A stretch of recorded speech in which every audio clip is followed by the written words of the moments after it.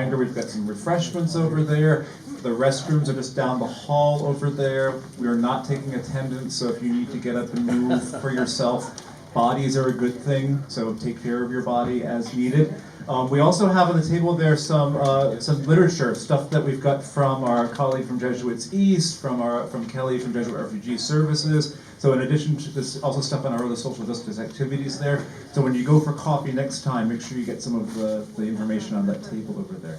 Once again, I'm Brian Flanagan. I have the privilege of being the adult faith formation coordinator here these days at Holy Trinity Parish. This panel is about, okay, so we had this document 50 years ago, now what? And literally, what are we doing now?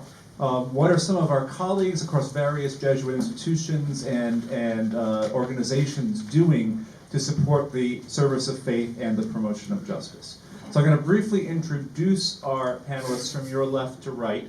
And again, I'm doing this very briefly. I find it's better to just give a title than a CV and 20 publications, so we can get right down to the business of actually talking. So furthest to the left, we have Kelly Ryan, who is the president of Jesuit Refugee Services here in the United States. Next to my left, to my right, your left, we have John Carr, the founder of the Institute for Social, Initiative for Catholic Social Thought and Public Life, next door at Georgetown University. To our left, we have Annie Selak, who is a theologian from Boston College as well, like all good theologians, but the director of the Women's Center at Georgetown University. And then Nick Napolitano, who's the Provincial Assistant for Justice, Ecology, and Reconciliation for the Jesuit East Province of the United States. So we're very grateful for their presence here today before anything else. And I'm going to start with a pretty broad question and go in that same order of, what does your organization do that fits with this decree 50 years ago about the service of faith and promotion of justice? How is the work that you're doing a living out of what the 32nd General Congregation called us to? Good morning, good afternoon, everyone. So I was looking back at the words from the Decree 4, and I should start by, I'm going to just read you one part of it, which I think is very beautiful. And it says, if we have the patience and humility and the courage to walk with the poor, we will learn from what they have to teach us what we can do to help them. And I think the film you were just watching made that point so beautifully. So I think this idea that we are giving something to someone and it's a one-way connection is just completely the opposite of what's really happening. So for us at JRS USA, we are in 58 countries around the world. I think some of you know very well what we do, but I do want to say that we are acting in that intersection between faith and justice. And so what we're doing in response to the refugee crisis and other global challenges is both prayer and action. And we believe that our faith calls us to love our neighbor, but also to stand up for injustice. And so a big part of what we do in advancing attempts to violate human inherent dignity is by raising up the cause of those excluded and marginalized. I think that's one of the main ways we can do it, both in our assistance to people and meeting them where they are. And so for us, when JRS was founded 45 years ago, it was kind of an extraordinary decision by Pedro Rubé because it made it a global apostolate. So that's quite a different way to look at it, and Denny Villanueva has written a lot on this, and I really think he's right that this was pretty extraordinary. It wasn't just Vatican II, it was really looking at how the Jesuits should look at themselves and how they should interact with the world.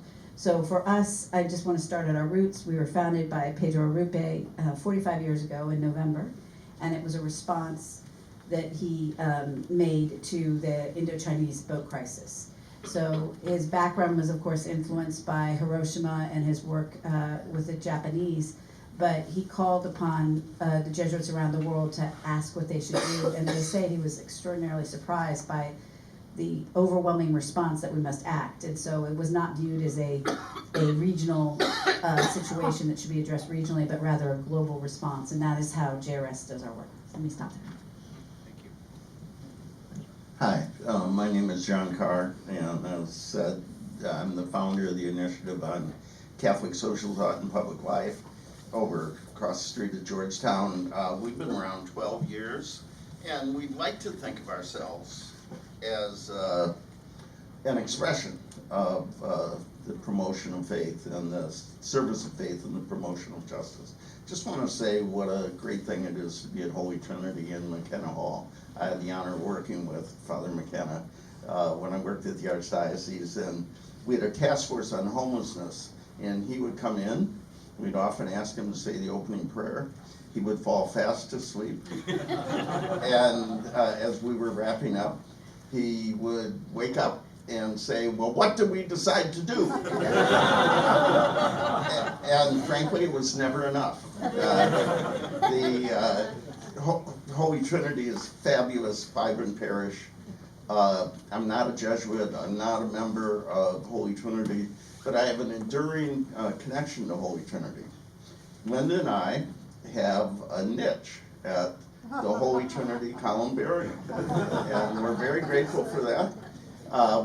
Once we purchased that, we wrote our kids and said, we finally have real estate in Georgetown.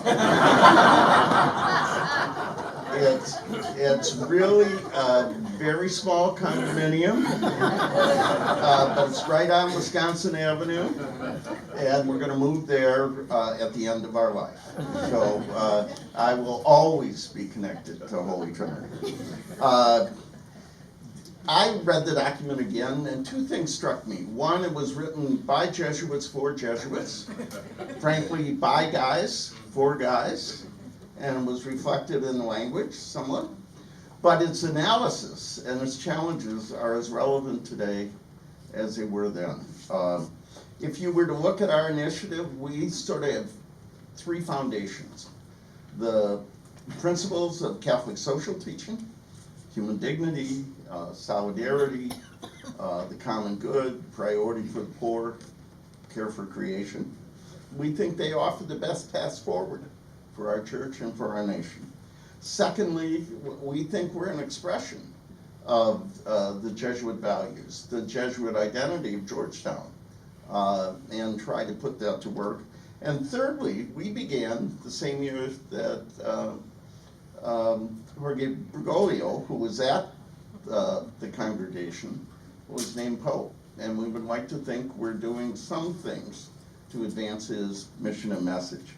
I'd like to take a minute each to say what we do, how we do it, and what we learned for it. How many here have been to one of our public dialogues? Well, look at this.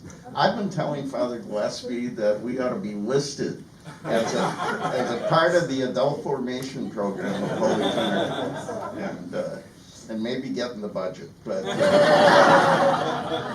actually not. Father Gillespie and others at Holy Trinity, Seymour Divine, enormous supporters of our work. But you know, we do major public dialogues. We've done 190 of them in 12 years. We've had almost 400,000 people participate in person or online. You may not be aware, we have a particular outreach to young leaders in Washington and around the country, especially young Latino leaders, to see their faith and Catholic social teaching as part of their work and a part of their lives. We convene national leaders once a year to try and advance the mission of Pope Francis and increase, strengthen the contribution of Catholic social teaching to public life. You can see how well that's going. And then we pitch in a lot of ways. Kim Daniels, our director, is a big part of the Synod, has part of the Vatican Communications Commission. I do some work on Capitol Hill on the board. So that's what we do. How do we do it? I think reflects the spirit of the document. It is genuine dialogue, principled and civil dialogue. No one gives a speech. No one gives a speech. Next thing you'll be telling me not to unmute myself. We've had the President of the United States, he was on a panel. We've had cardinals, they've been on panels. This is a dialogue, and you can't come to give your little homily. Secondly, we focus outward, not inward. Pope Francis warned us that a church turned inward on itself is not healthy.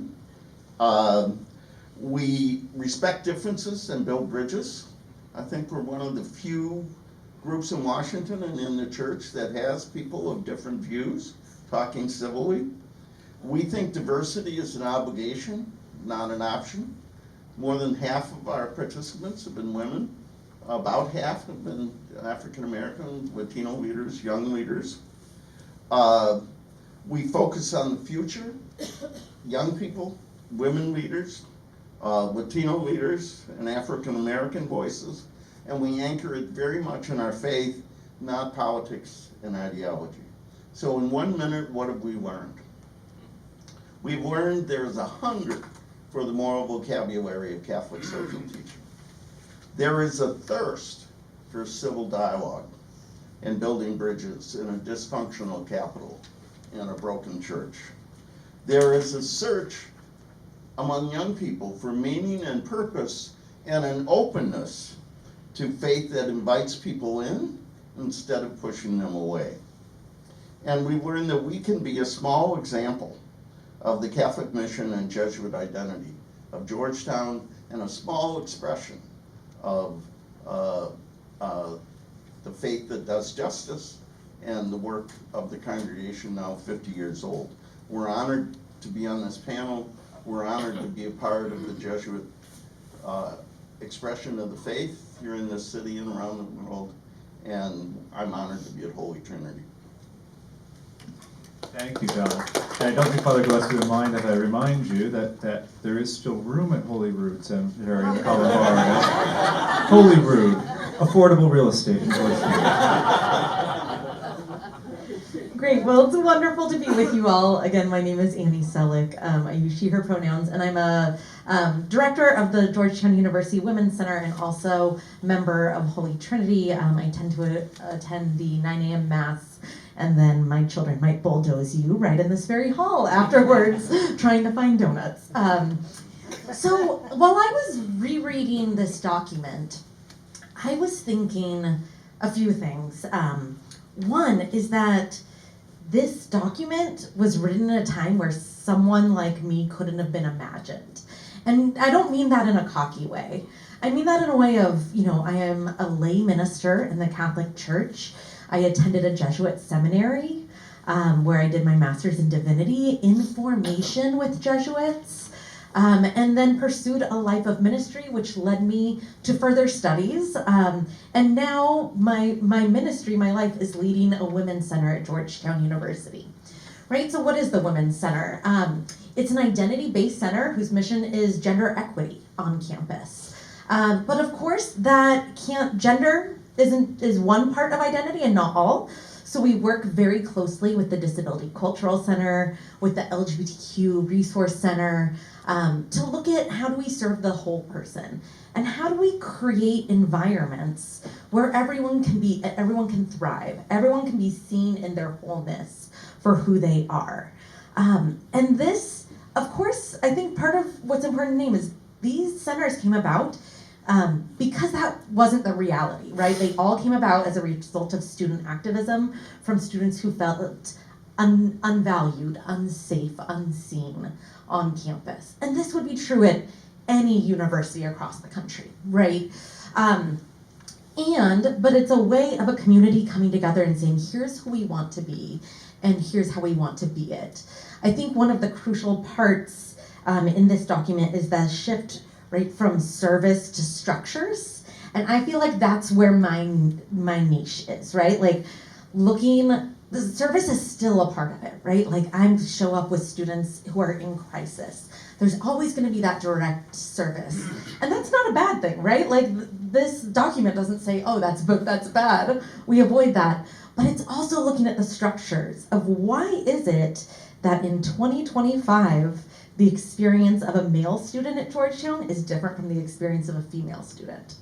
And I would even say, why is it as church that the experience of some of our male parishioners are different than that of female parishioners, right?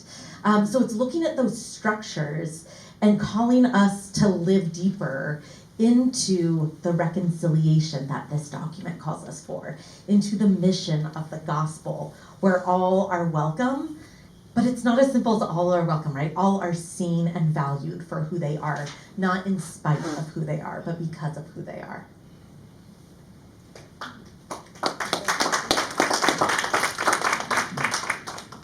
Again, my name is Nick Napolitano, and I just really appreciate John, Annie, calling it out the shortcomings of this document created in a moment.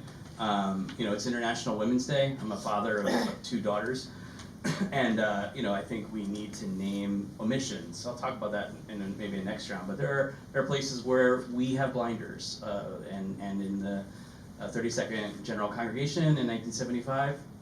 A group of male Jesuits in the room had blinders, right? It's important to note that.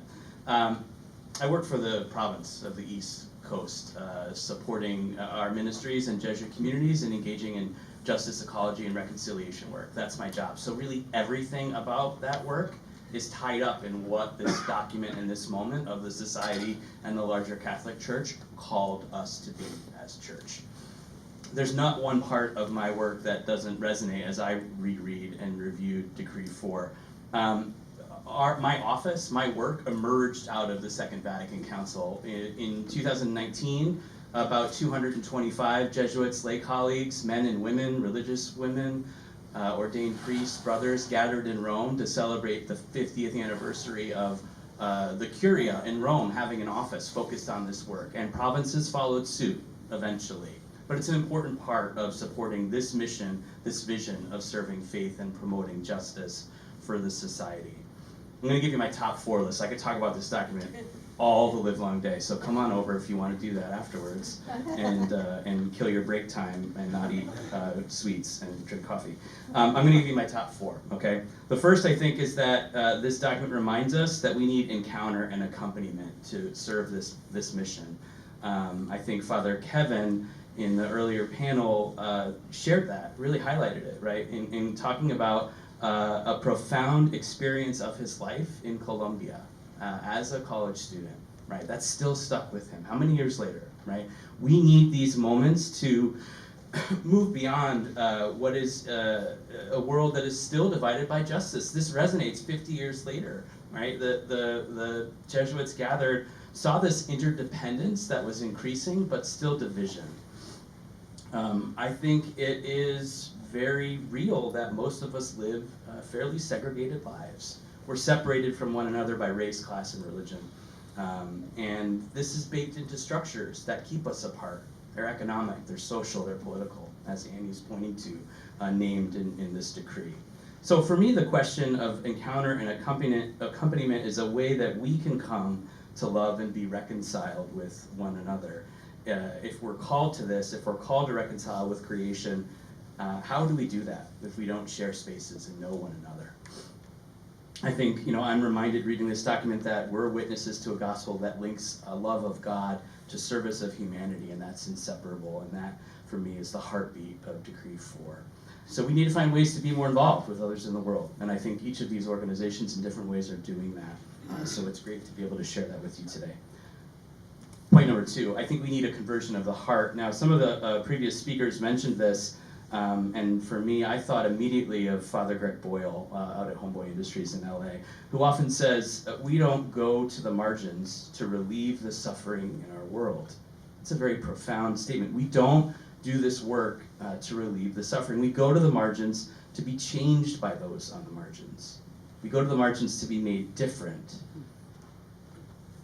to have our hearts broken, to be filled with faith and courage and conviction to work to erase those margins in an ever-widening circle of kinship. I think that is why we need to continue to encounter people, to have our heart broken open.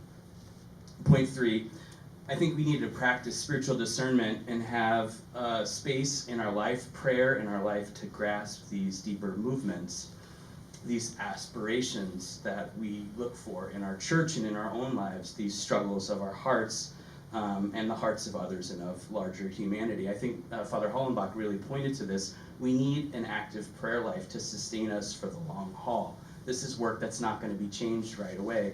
we need some nourishment to keep engaging in this world and to have the strength to address the injustices that we encounter. I also think that in this work we walk with people who are suffering, that is true, and sometimes they are us, sometimes they are loved ones, sometimes they are strangers, but we do that work with hope and joy, and I think prayer is the source of that. It's knowing that, I think as Father Peter responded to in the video, we're going where God calls us to be, and we're being who God calls us to be. Pope Francis has in the past described Father Pedro Arrupe as a man who wrestled with God every day. Arrupe brought to God in his prayer a burning desire to imitate Jesus in his daily choices and to be close to people who suffer. And again, Father Peter talked about Arrupe's connection to the poor. I think it mirrors some of his own medical background, right? Arrupe was in Hiroshima at the Jesuit novitiate in Japan, responding to people who were fleeing out of the city after the bomb was dropped, tending to people with burns and brokenness. Arrupe's strength and conviction to do this work, to be close to people in suffering, came from prayer. And fourth, I think we need collaboration. We need to work closely and enter into a relationship with other people who have this same hunger and thirst after justice. And so one of the questions in the previous panel talked about interreligious dialogue and what are spaces for that. I think this is a call. We can't do this work on our own. We need to find women and men who believe it, who want it, who are doing it. It's part of the solidarity that Anne-Marie talked about with us earlier, that we're called to. If we're going to dismantle these unjust structures that 50 years ago the Jesuits were talking about, if we're going to build something new, we need to walk with other people and listen to other people, including people on the margins. We need to learn, as Kelly quoted, what they have to teach us and what we can do to help each other. So that's my top 4, but I could keep going. Thank you. So as an opening question, a couple of people have mentioned, sort of stealing my thunder, that this was a document written 50 years ago in a very particular context with a very particular group of men. And many of you are working in areas that are gone beyond what they might have imagined then, or in directions they wouldn't have thought of, or in ways that compensate for what we might look back on now and say there were some blind spots or some empty spots.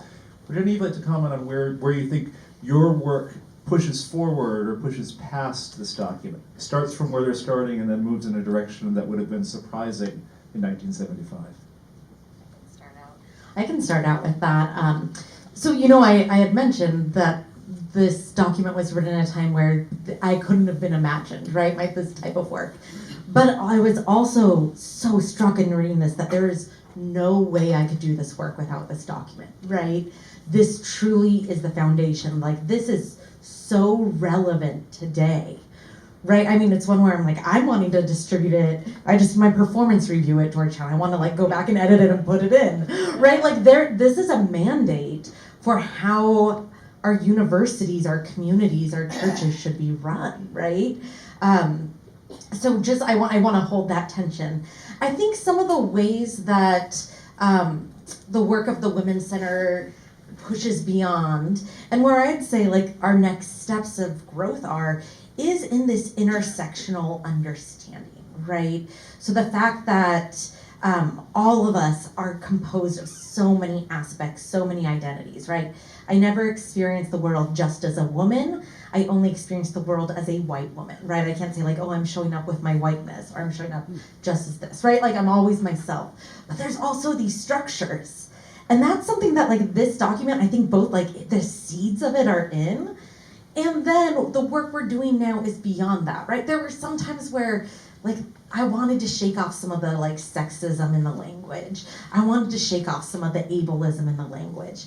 I also want to do that with things that are written today, right? So I don't want to create some caricature of this document, because that I think also these are things that continue to shape and distort the way we see and interact with the world. So I think my questions become, if this ministry that I'm in right now is a world that couldn't have been imagined 50 years ago, what are those seeds that are planted right now? And how are we nurturing that? How are we caring for that as we continue to grow, because what ministry will look like in 50 years, what parishes will look like in 50 years, I hope are beyond our wildest dreams. Beyond the question of who writes for whom, I think this is very much a document focused on the society, and I think has had profound effects. There are two things there are many, but two that occur to me. One is, in the last 50 years, care for God's creation has become an extension of the work for justice. And I thought it was a derivative. It's not, it's central. And John Paul II and Benedict and Francis have taught us that, and I think that would be reflected here. The second thing is, because it's very much an Ignatian document, I think if it were pursued today, there would be greater attention to the principles of Catholic social teaching, which can be the raw material of discernment and engagement and dialogue. We have a set of ideas developed over centuries of the dignity of the human person, a priority for the poor, solidarity with all God's children, subsidiarity, how we divide up the work, the common good, and care for creation now, that gives us a different way of looking at the world. And I think when you put together the Ignatian values and process and commitments with the moral substance and directions and framework of Catholic social teaching, you have a very powerful connection. Well, I'll say a couple things. One is, you know, in 1975, the concept of NGOs and the power that they have in this field was minimal. So there's been an expanded space, civic space, for the work that we do. But what's unique about JRS is our accompaniment model, which is not what normally people do. Normally, it's parachute in, people from, you know, Iowa are suddenly living in Nairobi, making a lot of money and having some kind of relationship with the people. So our accompaniment model makes us quite different, and it's definitely grounded here. But for me, we just went through a whole exercise on what is our advocacy right now for the time that we're in. And we have grounded it in Catholic social thought. All of the principles that we put forward for JRS are Catholic social thought principles. And I will put a little plug. We're going to have, with two cardinals, we got two, Cardinal Baggio from the Dicastery in Rome, and Cardinal McElroy will be at our event here in Washington on March 24th on 16th and 1400 K Street. And the reason that we're doing this is because the conversation has drifted away from Catholic social thought, and we're embedding and grounding our response to the Trump administration on Catholic social thought principles, and that's just a complete, I think, consistent with what the decree did, but also I think it's beautifully aligned with what the decree did.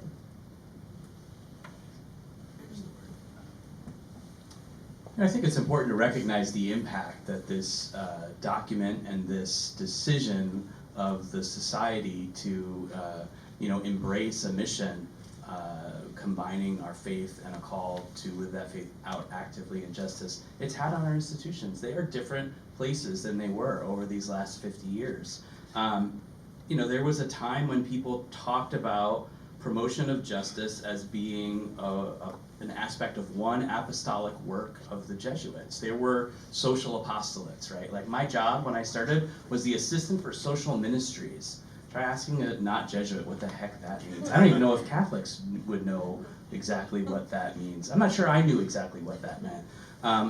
It is not just a work of an agrarian center or a labor school or the McKenna Center serving people who are hungry, or an institute at a university focused on creation or Catholic dialogue or women's issues. It is an aspect that is woven into all of our apostolic endeavors.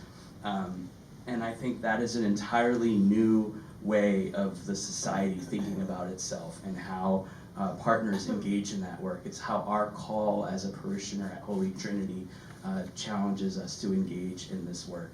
That is an evolution, and that's important.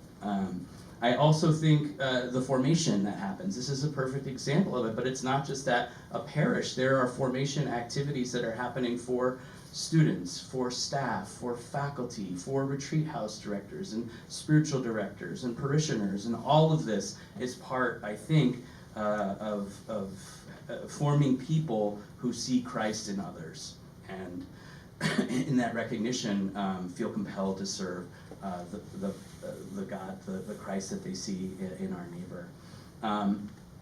But I think it would be an incomplete analysis to say that there are omissions that are part of the society's work of justice, that need to be named. In this gathering in 2019, Father Sosa, the Superior General of the Jesuits, talked about omissions and sins as something that we need to lift up and own and understand, because it also calls us to see our need for mercy, our fragility. And that's something that we need to do if we want to be ministers of reconciliation. If we want to bring mercy to others, we need to see where we've fallen short. So the Jesuit legacy of slaveholding and the work to reconcile with descendants and other communities of color that have been excluded from Jesuit works and ministry. Treatment of indigenous communities and peoples, the truth and healing work that's happening, led really by the Canadian province, but also happening in the Midwest and the Pacific Northwest here in the US. Role of women in leadership in the society. Growing into this call to care for creation, creating welcoming spaces for LGBTQ communities in the church. These are all places that I think we need to grow and continue to respond to. And that's a challenge, that's a call for us today to continue to live out this decree. In the 40th anniversary, 10 years ago of this decree, the Jesuits in Rome produced a great document. They have these journals, Promotio Justitiae. This was 115, and it included a quote and a reflection from a former provincial from Peru of the Jesuits, Father Miguel Cruzado. I just want to share it. I think it's a useful quote. He said, "Today, we must continue rediscovering the encounter between faith and justice with its new forms and demands based on the heart of our experiences. This is a mission of God, and it is always up to date. It can take on many new forms, new places of mission, new ways of service, new institutional arrangements." So it's relevant. This call is relevant for us today, but it also needs to be looked at with the signs of the times today. Just a quick additional thought. Nick said this document has made our institutions different. It's also fair to say they're not different enough.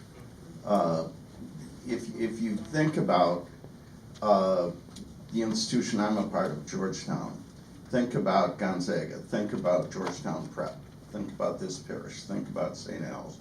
One of the things I hope the Society of Jesus is focused on, it plays a critical role in forming leaders.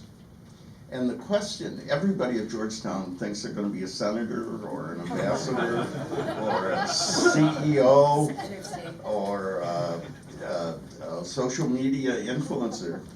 My question is, what kind of senator? What kind of CEO? What kind of ambassador? What makes a difference? Because people are part of this community of faith instead of my community of faith. What makes a difference there at Georgetown instead of some Ivy League place or Gonzaga or Georgetown Prep? This cannot be, Jack DeGioia, pray for him, has, I think, embodied the principles of this document, and he's the reason I'm at Georgetown and Kim and the rest of us. But the key question is not, do we have islands within these institutions that influence the larger institution? We're very welcome, very supportive. But the question is, if we're going to form leaders, what kind of leaders? Will they know the principles of Catholic social teaching? Will they have the accompaniment, the experience, and the values to make a difference? I'm going to turn it over to questions in just a moment, but I can't help but also remark on one other way in which I think we've grown where they might not have expected in 1975. If you look at our panel, 1975 was sort of a demographic high point for the number of actual Jesuits in the world. And yet we have 5 lay people up here who are all doing work at Jesuit organizations or institutions, and tons of ordained Jesuits, but also lots of us who are lay people who are continuing the work with our Jesuit brothers. And so I think there's an important thing to notice here about how that work has grown in ways they might have maybe hoped for, but might be much more than they thought because of the need and because of the talents and qualities that recognizing all the baptized is contributing to this work. They might not have known that in 1975. We have time for just a few comments or questions, and again, being brief, and I saw 1, 2, 3, and if you could speak loudly, I'm going to just take all the questions at once. If you could speak loudly and maybe give us your name first as well. I'm Ted Schutte. Question, I'm listening and heartened by what I'm hearing and what I know of what the Jesuits are doing. The question that keeps coming up in my mind is, what's going on with the rest of the Catholics? They're the people that elected a regime that is very contrary to what I'm hearing in terms of its policies, even its treatment of, perhaps its Catholic institutions, and anti-intellect in such a way that I feel like, geez, we're talking in some kind of an echo chamber in terms of what's going on in Ohio and Wyoming and with those folks. So the question is, I guess, what do you think is going on there, and what impact, if anything, do Jesuits, can they have on the rest of Catholics in the way that they witness and the way they evangelize? So to repeat that just so that we can all hear. The speaker was talking about wonderfully comforted by what the Jesuits are doing. What about the rest of the Catholics, and how are other Catholics who might have different positions than what we're talking about being impacted by what the Jesuits are doing? Thank you. Yeah, similar to that is, it seems as if we've lost our moral compass in this country. And the question is, well, where did this come from? What has the church done? Pope Francis says the church is more concerned with sins below the belt than sins above the belt. And so what we're seeing right now is Christian nationalism that is taking over, but we don't see, how did we get here? What has the church done wrong at this point, and how can it be remedied?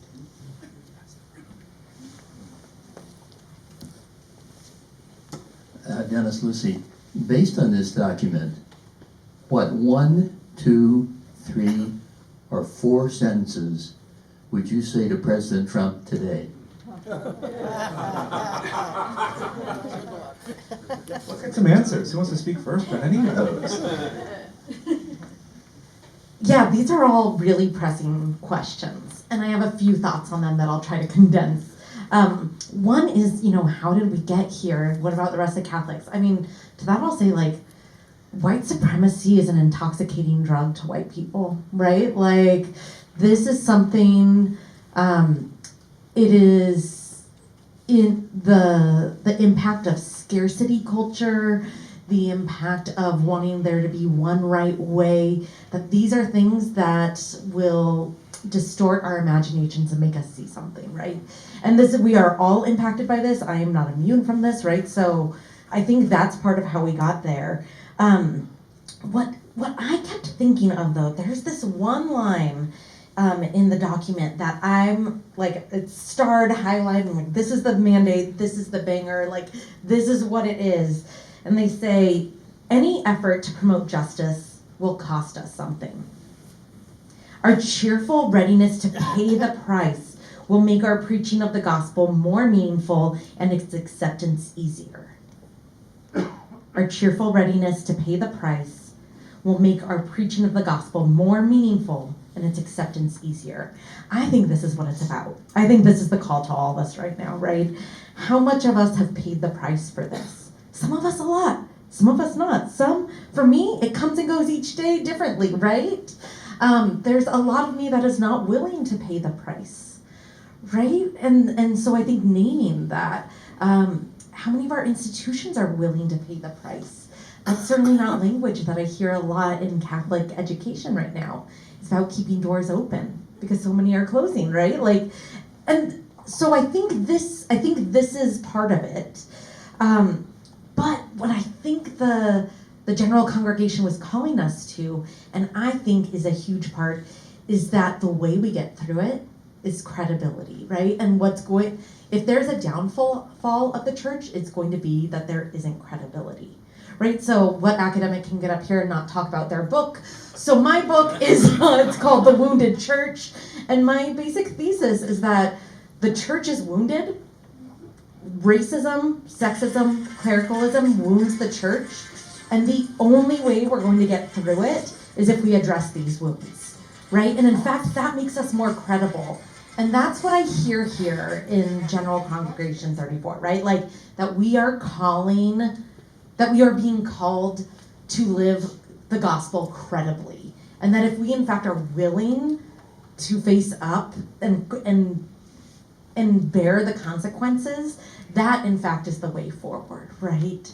So that doesn't minimize any of these problems, but I think it reframes it. Like I think the answer is actually in the text, right? That it's bearing the consequences, that this should cost us something. Ignacio Ellacuría said that our university should be persecuted just like the people are persecuted, and if not, then our universities are not enmeshed in the reality around us.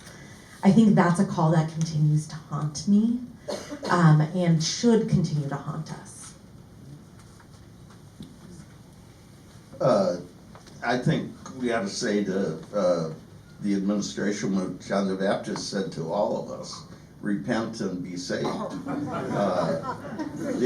We're actually doing, next week, we're doing a session on the abandonment of U.S. responsibility for the rest of the world on Thursday through the eyes of religious women and CRS.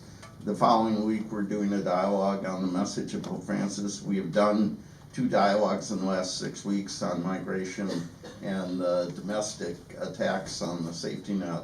So we're trying to deliver that message. I am very proud to be a part of the Jesuit community, tradition, and commitment. One thing that does not come to us naturally is modesty.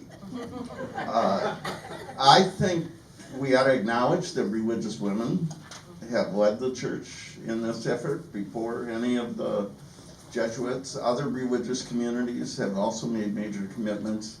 And it'd be fair to say that if you were to look at the Jesuit-educated members of Congress, they divide pretty evenly on those who support and oppose this. So it goes back to my question of how do we make a difference. I think there's a particular obligation for those in touch with Jesuits because of this formation of leaders thing. And let me just tell a quick story. I was on that hill in El Salvador that Father Peter called, but the day the Jesuits were killed in El Salvador, I was at the bishops' conference. I was meeting with a group of bishops with Lech Walesa, and he came to thank us for our support of solidarity and everything, and it was wonderful, and it was just an inspiring thing. And I went back to my office, and the phone rang, and it was a voice I didn't understand very well, an accent, and they said they've killed the Jesuits, and they killed 2 women who worked with them. And this person said, you have to call the White House, you have to call the embassy, you have to call the Associated Press. And I said, why? Excuse me, wait a minute. First of all, that's just horrible. And secondly, I said, well, wouldn't it be better if we helped you call the Associated Press and the Congress? And he said, no, because of who you are, because of where you are, because of the power you have in the world's democracy, what you say about this is more important than what we say. I don't think that's true. I think the church in El Salvador has been a remarkable example of pursuing justice and peace. But there is a kernel of truth in that because of who we are, because of where we are, because we're citizens in a powerful democracy, we have particular responsibilities to say to our government, the poor ought to come first. You can't abandon our responsibilities to the world. We have to welcome the stranger. We have to treat each other as sisters and brothers. Those were hard questions, and I feel like I'm not prepared for the exam, Dennis, so I'm going to pass on your question. But on this point over here about about what happened. And I just want to talk about the echo chambers. So at JRS, we are working, tirelessly, and nobody's, had a day off since January 20th. We were subject to the foreign assistance ban. We found out on a Friday night. We had to call offices around the world to say, shut down now. We then have worked to keep those programs going, and we've been making the case for those programs that they are life-saving, and we are making the point that they advance peace and dignity and national security, which is a strange thing because some people aren't comfortable with that, but it is true that it happens. But what is interesting to me is when I speak to my friends around the country, they're not hearing any of this. It's not on the news, it's not on the local news. Our country now is not watching CBS, Walter Cronkite. Half the country is watching Fox and half the country is watching CNBC, and they're hearing two completely different narratives. So I think the thing to do is encounter with people that you might not agree with, and give the facts and share it. And that's what we've been trying to do, which is not to attack the White House, but rather lay out the case for why foreign assistance matters, why it advances human dignity. I remember in President Bush's administration, National Security Directive #1, which I used to tell the Europeans and they were shocked, it said National Security Directive #1 of the Bush administration was to advance human dignity. And that's an extraordinary thing to be in a document like that. So I think this encounter, this factual-based narrative is what has to happen, and it's not happening right now. So I really would invite everybody to think about how to share this information in the news that you're seeing, because we're not even sharing the same facts anymore. It's astonishing. I'll say, well, this happened, and someone will say, well, that didn't happen to me. I'm like, it happened to me. I know it happened, and the story is no, it's false news. And so I think being factual, being accurate, and being respectful of people with different views is the only thing we should be doing now. But again, and this is why we did our advocacy plan, we're rooting it in our Catholic social teaching. We don't need a new set of narratives. We have a 2,000-year tradition, as Bishop Seitz says. We don't need to change it all. We have it in front of us, and we need to use it and explain it to others and educate others. People in high school don't have that educational background, which is really a shame. Thank you, Kelly. That's going to bring this part of it to a close. Let me tell you what we're doing next. We're going to have another 15-minute break. I brought a lot of food from Trader Joe's, so make sure that it leaves, please. We're going to be transforming the space because the last thing we're going to be doing today as a parish is having some time to talk with each other about what we've heard and about what are we doing for Christ for the service of faith and promotion of justice, and what could we and should we be doing for Christ. We're going to have a sort of small group conversations. I'll give you more instructions on all of that. I hope if you're able to stay, you'll be able to stay with us. We'll start that up again in about 3:55, so a good 15 minutes for a break. Before that, wait. I wanted us to have a thank you, first to our panelists for the work that they're doing. I'd like to see them here for the work they're doing cheerfully and sometimes with cost. I want to thank them especially for their presence here today, especially when so much is happening in our context and in our world. We have our very small gift to you. We have some coffee from our sister parish in Haiti. And we also have, pass that way. And we also have some tiny little St. Ignatius's for you to put on a keychain or on a bag. Pass one that way. But thank you all for your presence, and we'll see you again in 15 minutes. If you are facilitating, if you're someone from the social justice community helping us facilitate these, please meet me up here so I can give you your instructions. Thank you.